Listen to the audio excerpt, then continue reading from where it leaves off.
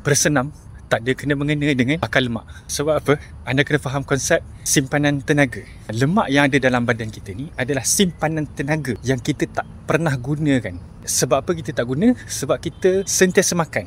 Okay, so badan kita sentiasa dapat tenaga daripada makanan yang kita makan. Kebiasaannya tenaga itu ialah tenaga daripada gula ataupun glukosa. So masa bila nak guna tenaga daripada lemak ni? Kita kena tak makan.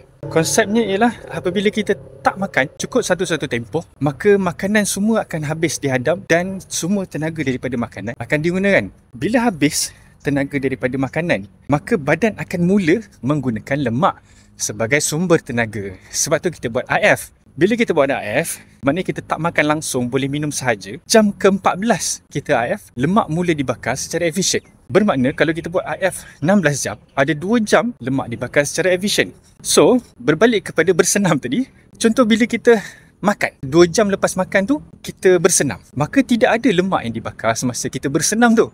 Sebab masih lagi badan menggunakan tenaga daripada makanan yang kita makan.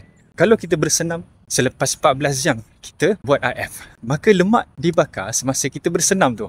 So, nampak tak? So tak ada kaitan pun antara bersenam dengan pembakaran lemak. Faham konsep tenaga?